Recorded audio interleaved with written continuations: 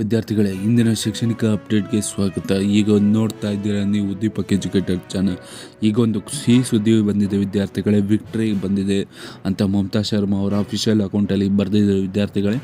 ಅವರು ಕೂಡ ನಿಮಗೆ ಗೊತ್ತಿರ್ಬೋದು ಹೆಂಗೆ ಪಟ್ಟಿಡ್ದಿದ್ರು ಅಂದರೆ ಕ್ಯಾನ್ಸಲ್ ಮಾಡೋದೇ ಇಲ್ಲ ಅಂತ ಪಟ್ಟಿಡ್ದಿದ್ರು ವಿದ್ಯಾರ್ಥಿಗಳೇ. ಅವರನ್ನು ಸುಪ್ರೀಂ ಕೋರ್ಟು ತರಾಟೆಗೆ ತೊಗೊಂಡಿದ್ದು ಹೇಗೆ ಅಂದರೆ, ನೀವೇ ಈಚ್ ಆ್ಯಂಡ್ ಎವ್ರಿ ಒನ್ಗೂ ರೆಸ್ಪಾನ್ಸಿಬಲ್ ಆಗ್ತೀರಾ. ಪ್ರತಿಯೊಂದು ವಿದ್ಯಾರ್ಥಿ ಮತ್ತು ಪೋಷಕರು ಮತ್ತು ಯಾರನ್ನ ಪೇರೆಂಟ್ಸ್ಗಳಿಗೂ ಮತ್ತು ಯಾರನ್ನ ಟೀಚರ್ಗೆ ನಿಮಗೆ ಕರೋನಾ ಕೇಸಸ್ ಫೌಂಡ್ ಆದರೆ ನೀವೇ ರೆಸ್ಪಾನ್ಸಿಬಲ್ ಆಗ್ತೀರಾ ಅಂತ ಸುಪ್ರೀಂ ಕೋರ್ಟ್ ತರಾಟೆಗೆ ತೊಗೊಂಡ್ರು.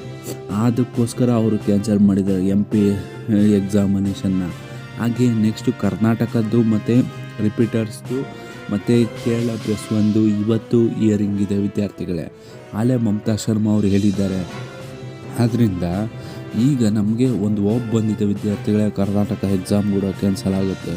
ಈಗ ಸುರೇಶ್ ಕುಮಾರ್ ಅವರೇ ರೆಸ್ಪಾನ್ಸಿಬಲ್ ಆಗ್ತಾರೆ ಅಂದರೆ, ಯಾವುದೇ ಒಂದು ಕೇಸಸ್ ಫೌಂಡ್ ಆದರೆ ಅವರೇ ರೆಸ್ಪಾನ್ಸಿಬಲ್ ಆಗ್ತಾರೆ ಅಂದರೆ ಎಕ್ಸಾಮಿನೇಷನ್ ನಡೆಸ್ಬೋದು ಅಂತ ಹೇಳಿದ್ದಾರೆ. ಫಸ್ಟ್ ಟೈಮ್ ನಮ್ಮ ಚಾನಲ್ನ ವಿಸಿಟ್ ಮಾಡಿದರೆ ಸಬ್ಸ್ಕ್ರೈಬ್ ಮಾಡ್ಕೊಳ್ಳಿ, ಬೆಲ್ ಐಕನ್ ಹಿಟ್ ಮಾಡಿ. ಇದು ಇವತ್ತಿನ ಶೈಕ್ಷಣಿಕ ಅಪ್ಡೇಟ್.